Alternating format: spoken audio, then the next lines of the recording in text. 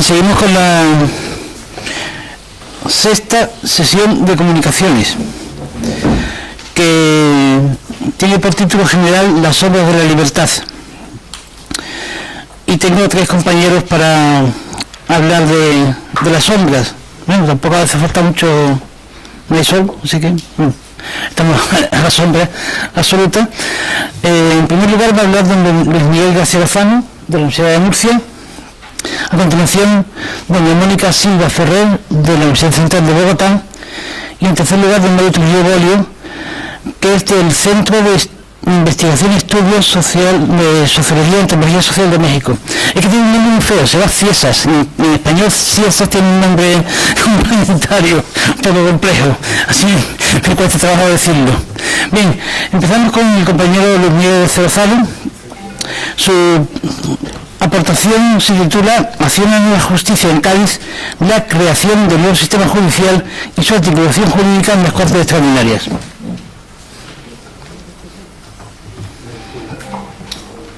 Tenemos en este momento, a partir de este momento tenemos 42 minutos. Significa que cada uno tiene 13 minutos para hablar, para que yo pueda decir cosas en medio, así que...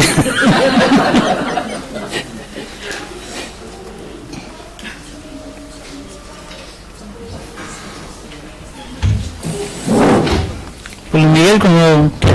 Bueno, pues, habida cuenta el recorte de tiempo, en primer lugar... Esto me suena a Rajoy. En primer lugar... Bueno, terminada la broma, saludar a mis compañeros de mesa y al moderador, que creo que como todos son espléndidos. Agradecer a los directores de la organización, por supuesto, que un año más hayan contado conmigo, y felicitar a todos los ponentes que me han precedido, porque desde luego han sido brillantes las exposiciones, y tanto las ponencias como las comunicaciones. Algunos he tenido la oportunidad de dársela personalmente, y a los que no, pues lo hago aquí ahora. Y bueno, pues yo voy a dar, como ha dicho el profesor don Alberto, la justicia, el Poder Judicial, cómo se tramó en Cádiz.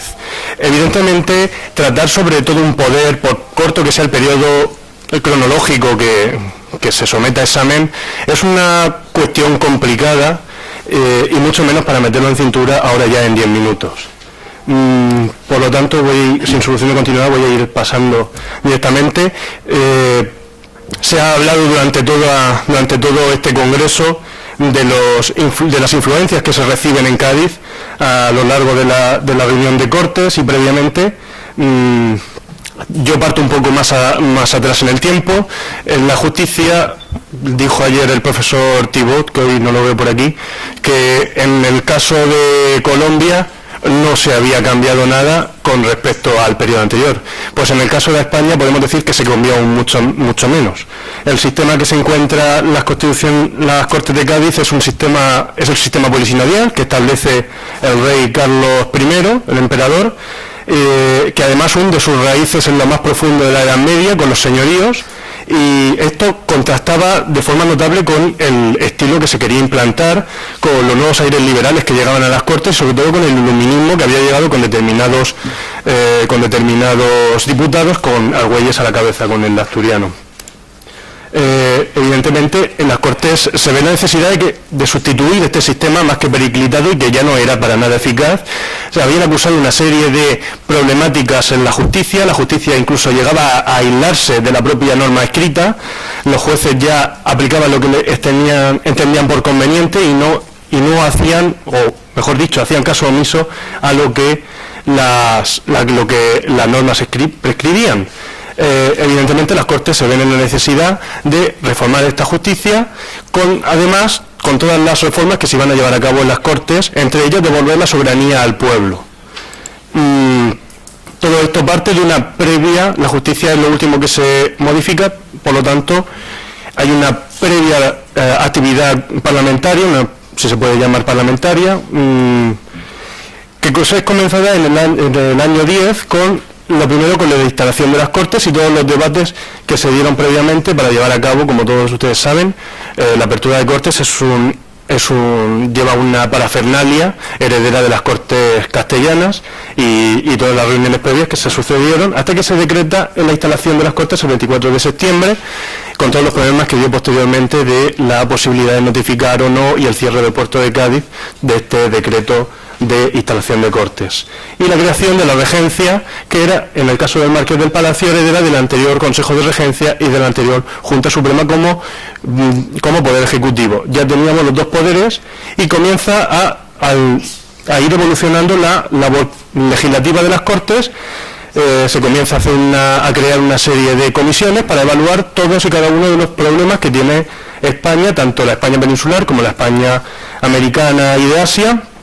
Y evidentemente se crea una serie de comisiones, como expongo aquí, de guerra, de comercio, del reglamento de provincias o la comisión constituyente que se crea en el año 1811. Posteriormente, en España siempre hemos tenido no sé cómo decirlo, esa cierta desazón hacia la justicia siempre ha sido algo inferior, algo subordinado al resto de los poderes, y esto también se queda reflejado en las propias Cortes de Cádiz. Lo último que se trata es la justicia. La justicia, una vez que ya se ha reglamentado el poder legislativo, una vez que ya se ha tomado conciencia de quién va a desempeñar el poder ejecutivo, el rey y en su caso la regencia, entonces se comienza a ver la necesidad de llevar a cabo una serie de reformas en la justicia. Pero esta reforma vendría a posteriori de la promulgación de la propia Constitución. Con anterioridad tan solo se habían llevado a cabo una serie de decretos más bien incidentales, unas normas que no obedecen a una política de legislación y desarrollo, sino simplemente que habían que adoptarlas, como fueron el caso de la abolición, el conocido decreto de abolición de los señoríos del 6 de agosto de 1811, que en el cual el Estado vuelve a recuperar los señoríos jurisdiccionales que durante siglos han estado en manos de los señores de los pueblos y de los lugares de la nobleza española. Y por otro lado, los decretos sobre responsabilidades de autoridades del 14 de julio, que comienza precisamente hablando de los jueces y de los jueces y los magistrados, y el decreto de observancia de los decretos del Congreso Nacional, que lo que hace es confirmar y ampliar en cierto modo el decreto anterior. Por otro lado, no solo esta labor de reforma de la legislación se estaba llevando en Cádiz, sino también en la España ocupada, los bonapartistas estaban llevando a cabo una reforma encabezada por el propio José Bonaparte, por el propio rey José, quien en el Estatuto de Bayona, promulgado el 6 de julio de 1808, incluye el título 11, del orden judicial, donde crea una auténtica planta judicial moderna y nueva, y además declara la independencia del poder judicial con respecto del resto, que por no ser objeto de la comunicación no lo voy a examinar. Sí que añado que hay que recordar que Napoleón decreta los conocidos decretos de Chamartín de diciembre de 1808, en el cual abole el Consejo de Castilla y el Consejo Supremo de la Inquisición. Ya veremos la importancia de esto. La justicia, como ya he dicho anteriormente, el hito más importante que tiene es precisamente la promulgación de la propia Constitución gaditana, a cuya aprobación se impuso un posterior desarrollo normativo, partiendo de que ya la propia Constitución es muy reglamentaria en este asunto.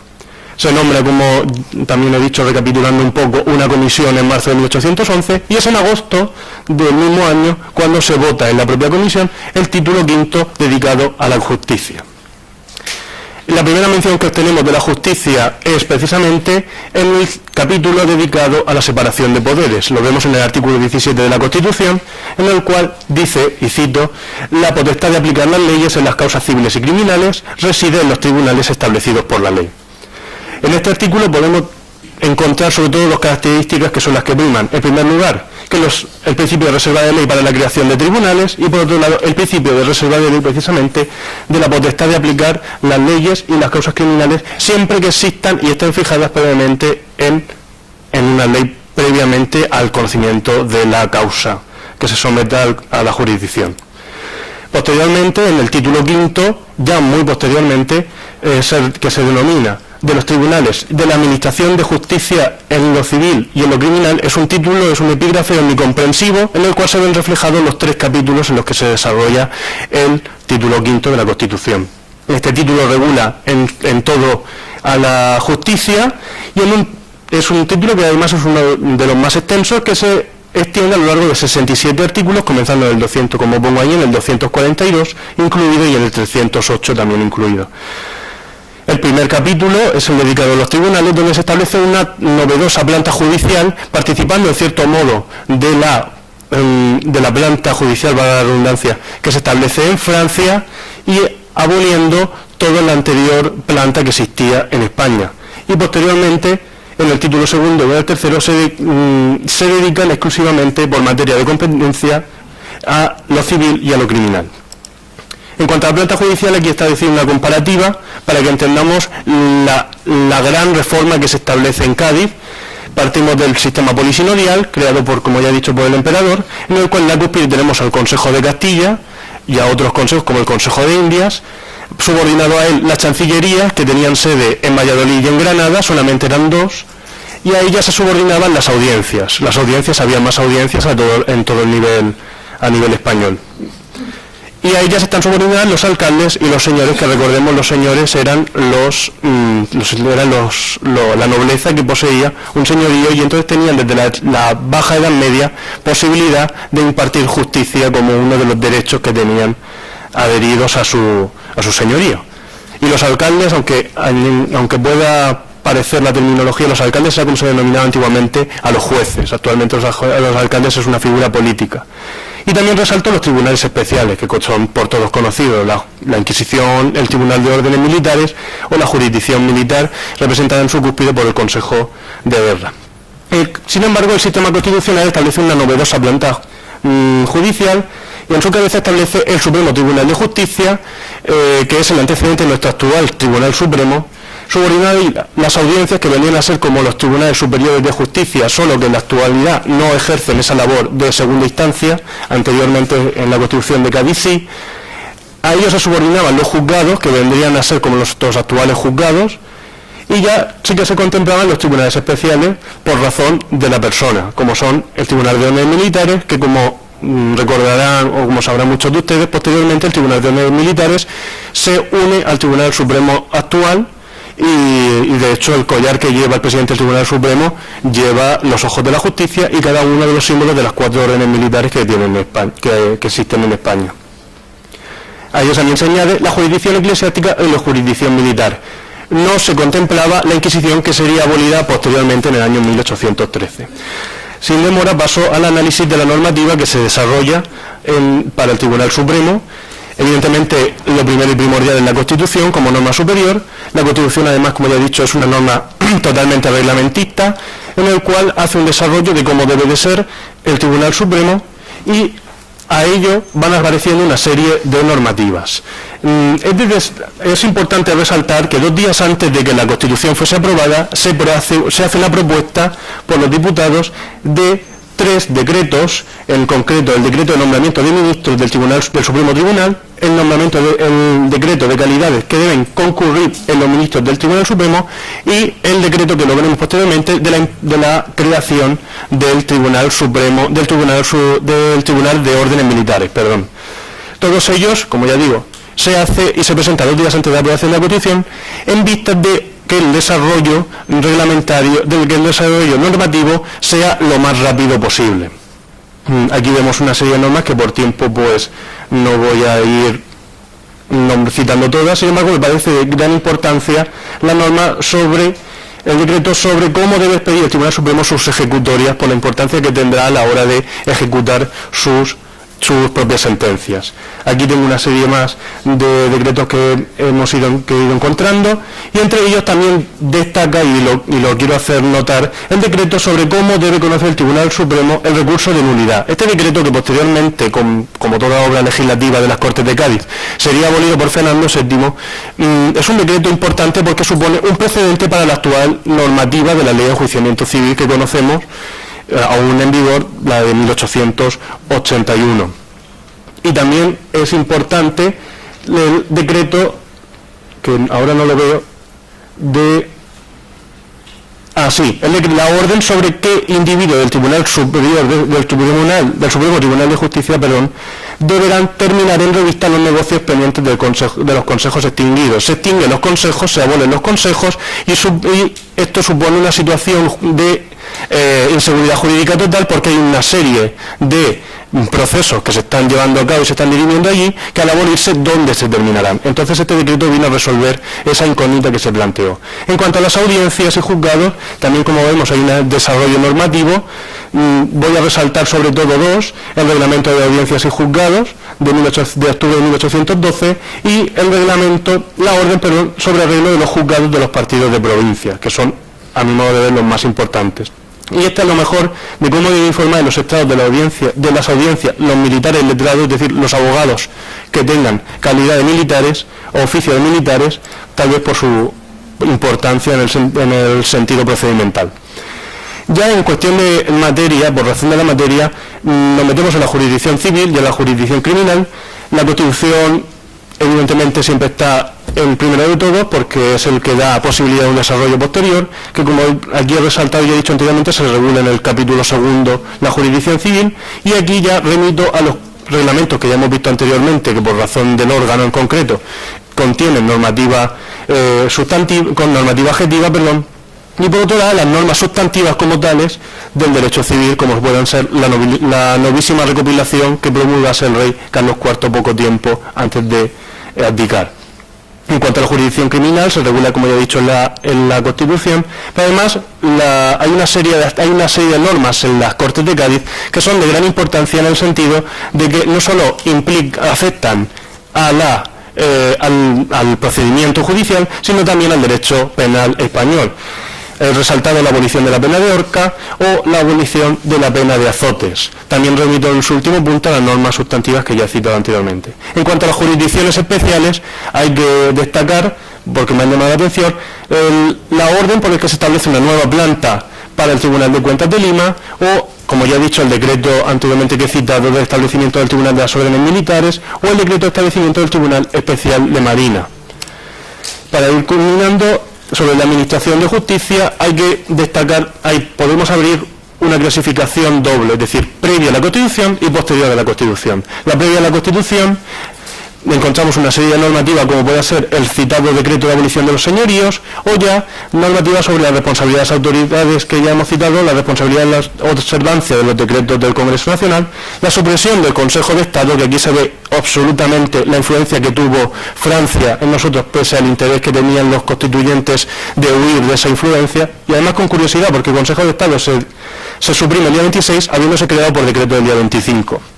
Y por último, el reglamento de regencia del reino, que también tendrá su importancia y su incidencia en la normativa posterior, procedimental posterior. En cuanto a la normativa que se desarrolla y a la reglamentación que se desarrolla posterior a la Constitución, destaco el decreto sobre calidades que deben de tener los empleados de la judicatura, o cómo incluso llegar un punto de precisión sobre cómo debe de extenderse las minutas de los títulos, es decir, qué palabras deben de incluir los títulos en los que se nombren a los magistrados de los distintos tribunales. Y yo creo que ya, pues, para ya no robarle más tiempo a mis compañeros, pues ya voy culminando, resaltando que se incluyó incluso decretos. Aquí he resaltado el del sueldo del magistrado del Tribunal Supremo, pero también está el de los sueldos de los juzgados y de las audiencias. Y nada más. Muchas gracias.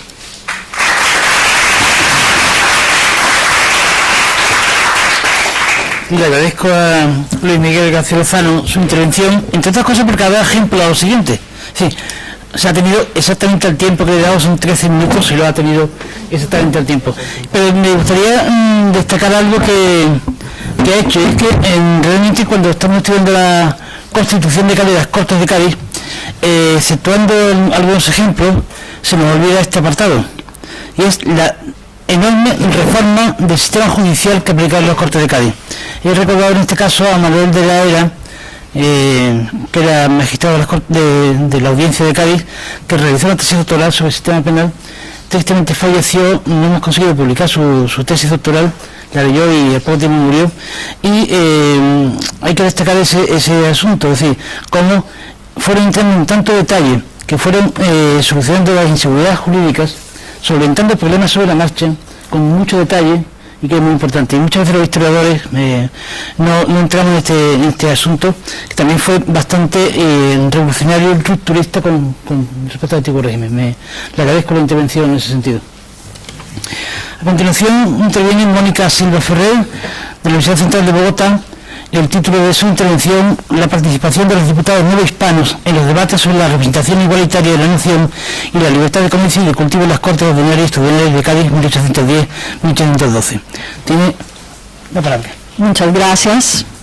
Bueno, un saludo muy especial para todos los españoles que están presentes. Yo vengo de Colombia, Suramérica, y trabajé en los neohispanos, pues era México, y me interesó muchísimo el tipo de participación que se dio por parte de los neohispanos, porque en el territorio mexicano de ese momento se estaba levantando una gesta insurreccional bastante particular que contenía o que llevaba a cabo los indígenas. Entonces me parece interesante que las élites estaban amenazadas no solo por la desvinculación del territorio español, sino que también las clases bajas estaban en contra de esas élites criollas. Por lo tanto, ellos dieron juego a la convocatoria de las Cortes de Cádiz, convocaron a elecciones, los ayuntamientos presentaron una terna, de esa terna se elige uno por sorteo, viajan 3 meses pasando el Atlántico y ellos llegan con instrucciones de los ayuntamientos.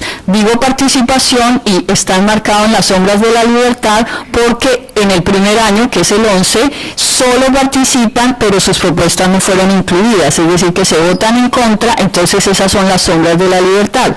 Una propuesta a los que ellos acatan, viajan, participan, proponen y se tienen que devolver con las instrucciones de los ayuntamientos. Entonces el primer tema crucial que estaban debatiendo los neohispanos estaba enmarcado en la línea de la propuesta americanista de la igualdad en la participación. Entonces los americanos radicaron en diciembre una propuesta de 11 puntos. Esos 11 puntos tenía tanto tema político como tema comercial. El tema político se va a trabajar en cuanto a representación igualitaria y el tema comercial se va a trabajar en 2 aspectos. El primero es libertad de cultivo para la América española y también libertad de comercio. Entonces empiezan los neohispanos a participar en esa misma lógica, se suman a la propuesta de la igualdad en representación, pero hay un detalle muy interesante que empiezan a encontrar los historiadores, y es que estos neohispanos van a abogar o van a apelar es por las propuestas provinciales, es decir, que si bien el imaginario era la nación, no se tenía claro qué nación era la que estaba participando, por qué nación se estaba abogando, sino que ellos estaban circunscritos a las provincias y desde sus provincias tenían las instrucciones y se encontraron con la propuesta de un concepto que era americano. Entonces voy a permitirme leer unas páginas de lo que encontré acerca de la representación igualitaria y si queda tiempo voy a referirme al tema de cultivos y de comercio, que fue uno de los puntos donde sí tuvieron, digamos, acogida 2 propuestas de 2 diputados que lograron ampliar el intercambio comercial entre algunos puertos en América. Bien. Dice, iniciadas las sesiones de las Cortes, los americanos radicaron el 16 de diciembre de 1810 una propuesta de 11 puntos, entre los que se encontraban reivindicaciones civiles que derivaban en política y exigencias liberales frente al comercio entre provincias y continentes. Del asunto político quiero resaltar 3 puntos. El primero, la representación proporcional equitativa en las Cortes. El segundo, la igualdad de derechos de los americanos, españoles o indios para poder ejercer cualquier cargo político, eclesiástico o militar. Y el tercero, que es político, la distribución de la mitad de los cargos a favor de naturales de cada territorio. Del asunto económico quiero señalar 4 que están dentro de las propuestas de los 11 puntos americanos. Primero, libertad de cultivo y manufactura. Segundo, la importación y exportación de toda clase de bienes a España y a las potencias neutrales y aliadas por medio de embarcaciones, tanto nacionales como aliadas. Tercero, el comercio entre las posesiones de América y Asia, entre cualquier puerto de América o Filipinas con otras regiones de Asia. Y cuarto, comercial, la supresión de todos los monopolios del estanco y de particulares. Esos son los puntos dentro de los 11 puntos americanos. Esas propuestas estaban incluidas en las instrucciones que cada diputado traía de las provincias por las que fueron elegidos y que se leían en cortes para luego ser presentadas formalmente en las comisiones correspondientes. La propuesta novohispana en el marco de la propuesta americanista. Voy a saltarme ese punto que lo expliqué y voy a entrar de una vez a la propuesta de los novohispanos en cuanto a la representación igualitaria. ¿Qué decían ellos o qué proponían? A la llegada de los primeros novohispanos, el debate sobre la representación igualitaria entre peninsulares y americanos avanzó. José Miguel Gurudí Alcocer, diputado de Tlaxcala, aprovechó la petición americana de la igualdad de representación nacional para realizar una petición provincial. Al respecto señaló que el único medio de atajar el gran mal, o sea, la insurrección de Morelos, refiriéndose a la insurgencia, era reconocerle la igualdad de representación a los americanos, pero a medida que fue exponiendo la situación de su provincia, el discurso se inclinó hacia una petición de carácter regionalista. Refiriéndose a la miseria en la que estaba sumergida su provincia, demandó la igualdad en términos de hacer equitativas las condiciones comerciales entre la provincia y España. Asimismo, la igualdad de condiciones para ocupar cargos en el gobierno local, es decir, la propuesta fue tomada en tono provincial y fue aprovechada para demandar asuntos netamente comerciales. El hecho de que Gurudí Alcocer abogara por su provincia se puede explicar si se tiene en cuenta que cada diputado novohispano llegó a las Cortes con instrucciones de su provincia, con el fin de exponerlas y, si era el caso, discutirlas en las respectivas sesiones. Continuando con el debate de la representación igualitaria, el representante de Querétaro, Mariano Mendiola, quien llegó el 18 de enero de 1811, día de la votación de la propuesta, se refirió al asunto tratado y también aprovechó esa discusión para informar detalladamente la situación en la que se encontraba su provincia a propósito de la amenaza insurgente. Al respecto señaló que el pueblo queretano había resistido valerosamente a los ataques de la insurgencia, argumento que utilizó para pedir que se ampliara la representación de americanos en esas cortes, como recompensa de lo que él señaló como una valerosa acción de los queretanos. Esas dos intervenciones tienen algo en común, y es el aspecto provincial de las exposiciones vinculadas al asunto de la insurgencia, por lo que se puede observar una primera tendencia. La representación novohispana tiene un carácter local más que nacional, pero se debatía en términos nacionalistas. Es decir, que se aprovechó el hecho de que la Junta Central dejó estipulado en el decreto 15 de octubre de 1810 que América era parte integrante de la monarquía. Transcurridos 4 días de debates, la propuesta fue rechazada. A pesar de ello, existía pues el recurso de apelación que permitía presentar una propuesta que había sido rechazada siempre y cuando se le agregaran modificaciones. A esto se prestó el diputado Joaquín Pérez por la provincia de Puebla de Los Ángeles y Mariano Mendiola de Querétaro. Modificaron la propuesta para presentarla nuevamente. El 20 de enero, Pérez leyó la propuesta modificada, la cual fue admitida para debate. Iniciado el nuevo debate, la intervención en defensa de la propuesta lo protagonizó el novohispano Gurudí Alcocer, quien en una amplia exposición esta vez pidió la inclusión de los indios en la representación nacional. Esto abrió las puertas al asunto de las castas, tema que suscitó gran controversia ya que los peninsulares no aceptaban la inclusión de los pardos en el censo electoral. Finalmente, la representación igualitaria se debatiría en el marco de la Constitución, sin la inclusión de las castas en la base electoral, propuesta que no fue aceptada. El 25 de agosto de 1811 se inició el debate del texto de la Constitución. Discutido los primeros 21 artículos del título de la Nación Española, volvió a aparecer el tema de la representación igualitaria para los americanos, pero esta vez en el debate constitucional. A propósito de la inclusión de las castas originarias del África para obtener el título de ciudadanos, el artículo contemplaba que, cito, A los españoles que por cualquier línea eran habidos y reputados por originarios del África, les quedó abierta la puerta de la virtud y del merecimiento para ser ciudadanos.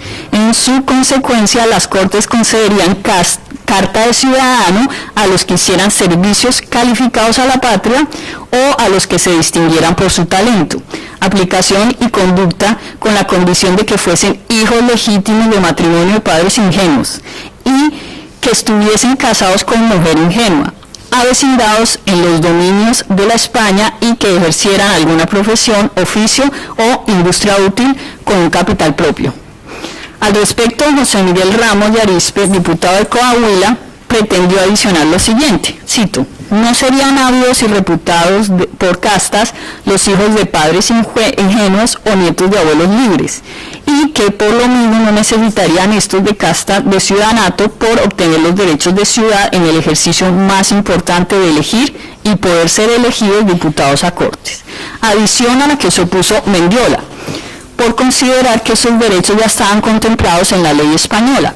Seguido dio lectura a un texto del Concilio III de México que establecía que, cito: los hijos de los negros no se admitían a las órdenes sin que precediera una delicadísima información de sus conductas.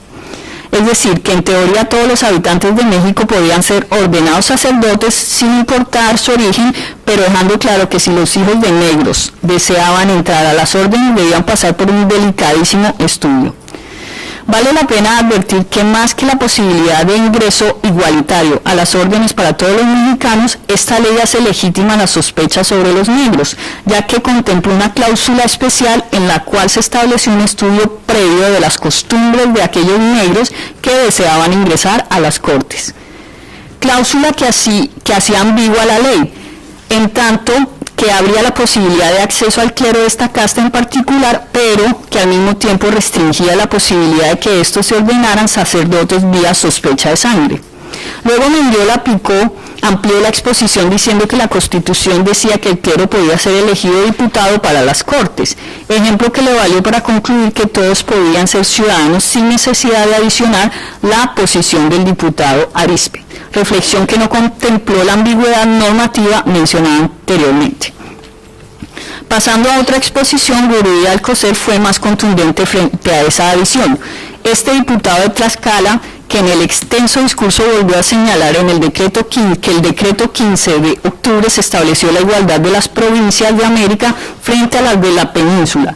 Agregó que, cito, las castas estaban incluidas la nobleza y los empleos propios de ella, y que si ahora se les quería reconocer la ciudadanía, esta no les daba rango, ni los sacaba del estado llano y plebeyo en el que se encontraban. De igual forma señaló que los artículos 18, 21 y 22 les negaba a las castas el derecho de ciudad, por lo que apeló a la inclusión de la adición de Arizpe. Finalizada la sesión se procedió a votar y quedó aprobada la adición. De nuevo apareció el asunto de la representación igualitaria, pero esta vez las exigencias se basaron en hechos legales para que fuera incluida en la Constitución que se estaba discutiendo en ese momento. Se dijo que la normativa que regía en México en ese momento era suficiente para ampliar la base electoral, ya que las castas al ejercer el sacerdocio y otros oficios nobles como mineros, labradores, militares, eran ciudadanos y contaban para el censo electoral de las provincias. Igualmente se apeló al nuevo decreto del 15 de octubre para establecer que los derechos civiles también eran políticos. Pero ahí no terminó el debate. En los siguientes días de septiembre, Guridi y Alcocer volvería a intervenir, esta vez frente al artículo 28. Al respecto dijo que si bien concedía una misma base para la representación nacional en la península y América, su redacción no dejaba claro el número de diputados para América. De igual manera, observó que el artículo 29 consignaba que la base electoral se contaba a partir de una línea electoral, que contemplaba primero a los que por ambas líneas fuesen descendientes de españoles. Segundo, a los que obtuvieran de las Cortes un certificado de ciudadanía. Tercero, a los hijos de padres extranjeros nacidos en territorio español, a lo que se opuso. Frente a ese mismo artículo, Joaquín de Mañau señaló que en las instrucciones que le había dado el Ayuntamiento de Veracruz se le había encargado procurase que la elección sucedida de los diputados a Cortes de estos dominios se haga en el número correspondiente y proporcional de su población, instrucción que se veía amenazada por el artículo en cuestión, ya que más de la mitad de la población veracruzana era mestiza. Otro diputado que se opuso a ese artículo fue José María Gordoa, quien, basando su argumento en la idea del hombre social, se refirió al papel político de todos los integrantes de una sociedad, por lo que aseguró que todos los americanos, incluidas las castas, eran miembros de la nación española. Por otro lado, el diputado de Coahuila, Ramón Arizpe, mencionó que frente al tema de la representación igualitaria y la base electoral, se debía tener en cuenta el hecho de que las Cortes, al ser declaradas soberanas, representaban a toda la nación, por lo que aprobar el artículo 29 le restaba legitimidad a estas, ya que se incluía un número significativo de americanos. De igual forma, implicaba que si se eliminaban las castas del censo electoral, algunas provincias del Reino de Nueva España no tendrían la capacidad electoral para enviar sus diputados. Y ya con este fragmento, ¿cuántos minutos me quedan? 1 y medio. Voy a leer este fragmento en un minuto. Finalmente quedó aprobado en la Constitución que eran españoles todos los hombres libres nacidos y avecindados en los dominios de las Españas, y los hijos de estos, los extranjeros que obtuviesen de las Cortes carta de naturaleza, los que sin ella llevaran 10 años de vecindad, ganada según la ley en cualquier pueblo de la monarquía, y los libertos desde que adquirieran la libertad en las Españas. Todo ello sería la base electoral para la convocatoria a Cortes Generales. Conclusión de este primer fragmento de la comunicación es que estos novohispanos, si bien llegaron con instrucciones de sus provincias, trabajaron el tema de la igualdad de la representación, pero no lograron, digamos, esa claridad, más que todo claridad en el asunto del censo electoral, de la inclusión de las castas. Por lo tanto, se mantuvo la decisión original de tener en las Cortes el mismo número de diputados. Gracias.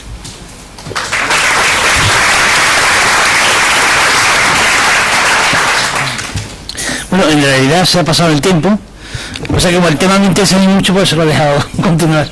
Es que el asunto de la representación es el tema fundamental en las Cortes y no se resuelve. Ni la Constitución resuelve el asunto, ni los debates lo resuelven. Y queda pendiente, y creo que fue el gran fracaso, entre comillas, de las Cortes de Cádiz, aclarar el problema de la representación política y de la ciudadanía. Bien, pero debatimos luego sobre el asunto. A continuación, el compañero Mario Trujillo Bolio, del CIESAS, presenta su aportación sobre defensa de la Diputación Novohispana de los derechos de ciudadanos de las castas en las Cortes y Constitución de 1812. Espero, profesor Mario Trujillo, que debatimos sobre el asunto y continuamos con el tema. Muchas gracias por la invitación. Perdón, sí, como la compañera... Es que me estás quitando un minuto. Es que como la compañera Mónica Silva se ha pasado el tiempo, tiene 10 minutos. Bueno, este trabajo se desprende de algo más grande que inició en el 2008 con colegas de Ecuador, Cuba, Colombia, El Salvador, México, Perú, y también Alberto Ramos que nos convocó, y que teníamos nosotros nuestras sesiones de debates en el Barbedor, que no sé si ustedes conocen por aquí. Bueno, tiene que ver mucho un poco con la exposición que acaba de hacer, pero yo me voy a centrar precisamente cómo plantean a los diputados novohispanos darle el ciudadanato a precisamente este tema controvertido que eran las castas. Comprender la presencia de los diputados novohispanos en las distintas sesiones que llevaron a la factura del articulado de la Constitución de Cádiz se puede hacer no tan solo con un detallado estudio biográfico de los mismos, sino a su vez a partir del análisis de sus intervenciones. Las notables y diversas posturas de los diputados novohispanos en los distintos debates es un acervo histórico interesante, y se pueden rastrear primero en las sesiones de las Cortes que tuvieron cabida en el Teatro Real de la Isla de León, de octubre de 1810 a marzo de 1811, y después en Cádiz hasta el 14 de septiembre de 1813. La fuente fundamental de nuestro estudio fue el mismo diario de debates para conocer sus intervenciones parlamentarias, dado que ahí están plasmadas sus ideas en el terreno político, social y económico, que finalmente llevaron a la elaboración de los artículos de lo que más tarde sería la Constitución de Cádiz de 1812. En términos generales, podemos decir que destacó entre los diputados novohispanos su talento en la mayoría de los casos, también su refinada cultura y su avasalladora elocuencia en unos y un conocimiento por las doctrinas filosóficas francesas en pocos. Sobresale un consenso entre los diputados novohispanos en plantear la igualdad para todos los españoles de ambos hemisferios del mundo, es decir, la condición ciudadana de la totalidad de americanos, o bien, como se acostumbraba en la época, darles el ciudadanato a las variadas castas nacidas en América Española. Esto es, y como bien dice María Teresa Berruezo, en la defensa de los desheredados, es decir, de los indios y las castas. Igualmente, los diputados novohispanos coincidieron con muchos de los diputados peninsulares en el planteamiento de la ciudadanía, de que la ciudadanía reside realmente en la nación española.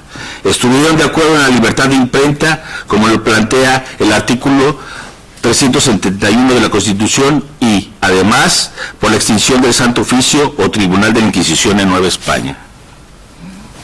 En varias de sus intervenciones pregonaron la unificación en la administración virreinal de los mandos militares, del poder político y los asuntos hacendarios, así como en la supresión de las alcabalas.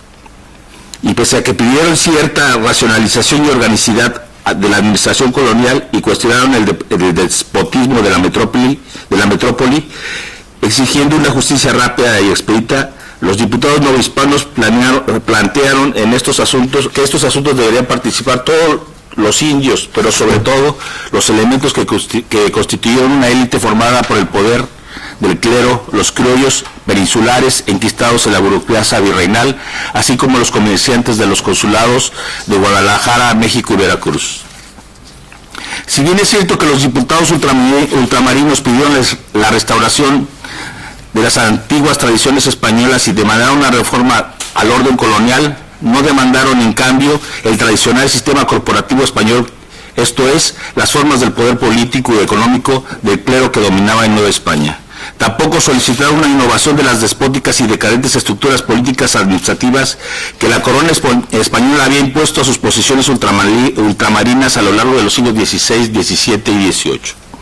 Aquí en todo caso sobresalen como más radicales y lúcidos José María Blanco White y Flores Estrada, pues ambos plantearon que para los tiempos que se vivían y en plena intervención napoleónica era necesario abrir nuevas soluciones para el problema americano. En particular, destaca lo que Blanco White propuso desde su periódico, una política autonomista para los americanos, esto es, que se gobernasen por sí mismos, pero sin separarse de España. Entre los diputados novohispanos, el artículo 22 fue el que causó mayor polémica. Lo anterior debido a que se refería a la obtención de la ciudadanía de aquellos individuos que hubiesen tenido un origen o haber nacido en África. Se dieron constantes intervenciones el 4 de septiembre de 1811. Debatieron el diputado por Guadalajara, José Simón de Uría, por Tlaxcala, José María Miguel Guridi y Alcocer, y por Zacatecas, José Miguel Gordoa. El primero manifestó que la Constitución deslucía al señalar que, cito, el origen por sí solo no puede influir tan imperiosamente en la porción numerosa de estos españoles que, respetando la parte sustancial de la soberanía que les corresponde, les prive de solo ese accesorio accidental. Y fue precisamente José Simón de Uría quien iniciara el cuestionamiento de qué sucedería si en América no fuesen reconocidos como ciudadanos los diversos grupos sociales conocidos como castas. Uría advertía que las castas eran originarias de África y que habían proporcionado distintas uniones raciales a lo largo del proceso colonial y que, por lo mismo, surgieron varias generaciones de las mismas en Nueva España. Al diputado representante por Guadalajara le causaba preocupación o extrañeza que la comisión encargada de redactar el contenido de lo que sería el artículo 22, pese a ser tan ilustrada y tan liberal, sobresaliera, cito, su mezquindad, que sí promete algo que a estos españoles es el trueque de unas condiciones que no dependen de su arbitrio o son superiores a la vileza de su esfera. Uría proponía más adelante, y sin preocupación alguna, que los individuos pertenecientes a las castas, que la propia Constitución los eleve a a la clase de los ciudadanos llanos y comunes, que es lugar que les corresponde como hombres buenos que son. En sus planteamientos, con cierta dosis de filantropía, José Simón Uría argumentaba el papel que tuvieron los habitantes que habían sido parte del proceso de mestizaje en el progreso de Nueva España y, al mismo tiempo, por ser parte integrante del ejército realista que enfrentaba a la plebe insurgente mexicana, al decir, nuestras castas son las depositarias de todo nuestro bien y felicidad. Nos suministran brazos que cultivan la tierra que produce sus abundantes frutos. Advirtió este diputado que las castas eran quienes extraen de sus extrañas, a costa imponderables afanes, la plata que anima el comercio y que enriquece. Salen de ella los artesanos, se presentan a cualquiera del trabajo público y particular, dan en aquellos países el servicio de las armas y son, en la actualidad, la robusta columna de nuestra defensa y de los demonios. O sea, se estaba refiriendo a la insurrección que había. Terminará su intervención expresando lo siguiente: la justicia clama a mi favor para que los distinga con el título inferior, con el inferior título de ciudadanos.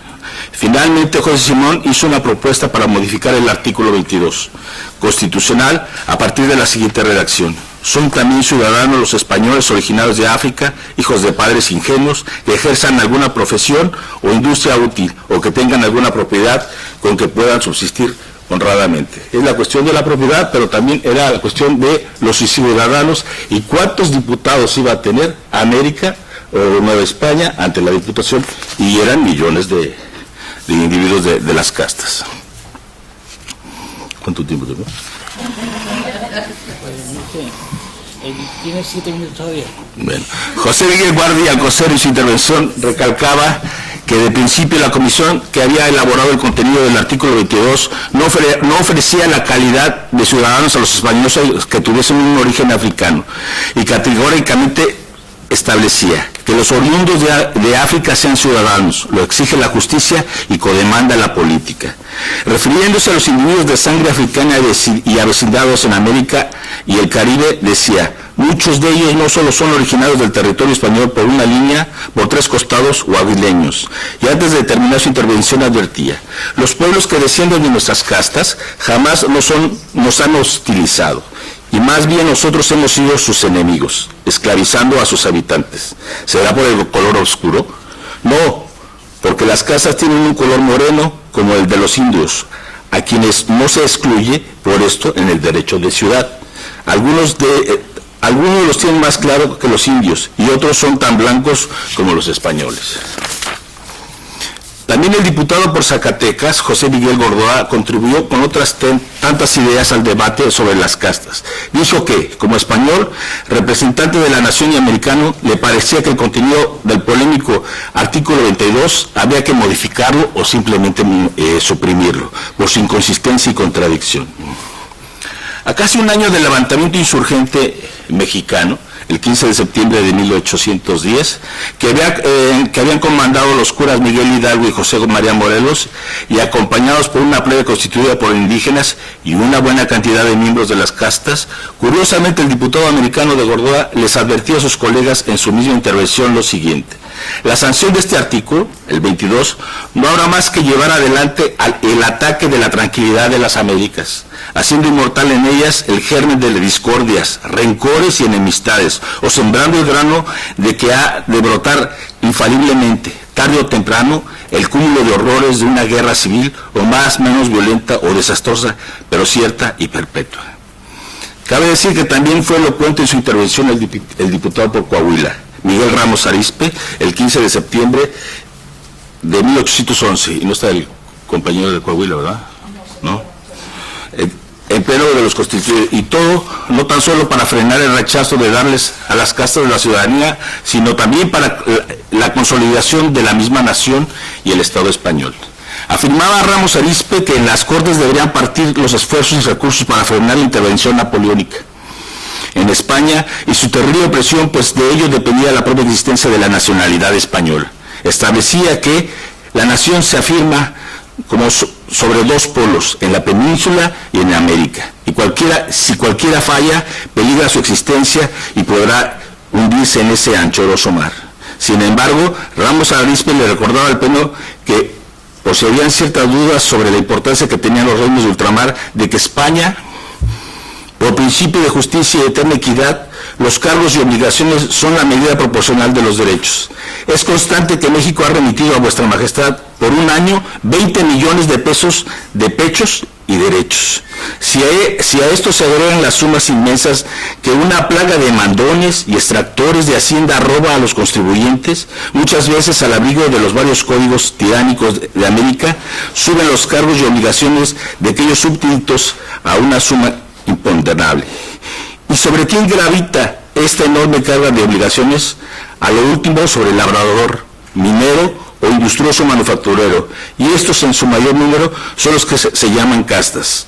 Aún hay más. ¿Quién ha sostenido para España aquellos vastos dominios con su sangre, siendo las castas? Pues los indios están excluidos de la milicia. Como ya me van a cortar. Bueno, finalmente quiero referirme a la intervención de José Valle Cisneros, representante de diputado por la Ciudad de México, en el pleno del 6 de septiembre de 1811. Su discurso lo centró en algunos de los argumentos que había señalado el constituyente Arizpe, pero advirtiéndoles a los tribunos, además, que como diputado representaba a la población más numerosa de la provincia del Reino de Nueva España y que, por sí misma, su población desea y estima de justicia la reintegración de todas las clases en los derechos ciudadanos. Al mismo tiempo, hizo referencia que la población de América Española para ese entonces sumaba entre 27 o 28 millones de personas y que de esas cantidades simplemente 18 millones podrían ser castas y que los 6 millones de españoles e indios puros votarían en todo caso por la habilitación civil de los primeros. Mencionaba que algunos personajes habían obtenido la habilitación expresándose así, o sea que algunos habían obtenido la ciudadanía, pero como dice: yo he conocido mulatos que han sido condes, marqueses, oidores, canónigos, coroneles y caballeros cruzados por medio de la intriga, del cohecho, del soborno, de informaciones falsas, perjurios y adulteramientos de los libros o de registros públicos. Y he visto que los han logrado con esos destinos instintivos por medio reprobados a pesar de saber su mezcla. Y se les daban precisamente la ciudadanía, ¿no? Hasta ahí se quiere.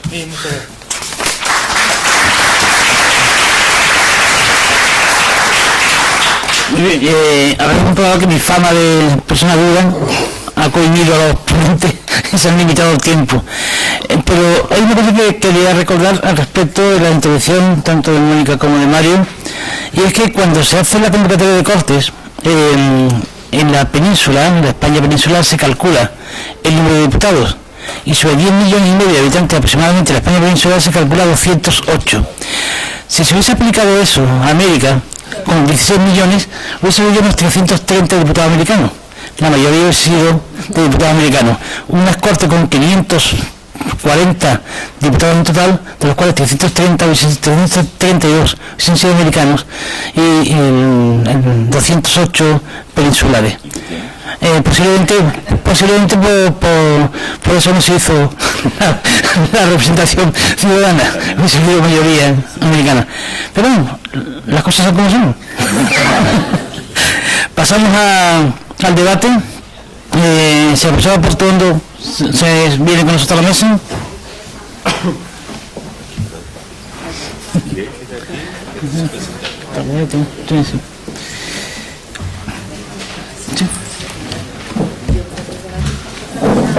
Después de la ponencia.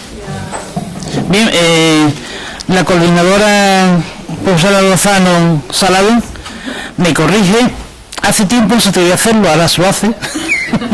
Y me dice que el debate es después de la ponencia del profesor Moreno Luzón. A partir de las 6:30 hasta las 7. Pero es que veo el público muy interesado, que no quiere descansar, pero vamos, hacemos el descanso. El profesor Moreno Luzón han llegado ya, y así que podemos posponer el debate, si les parece. Pero de todas formas, vayan reflexionando, no se vayan de fiesta, piensen.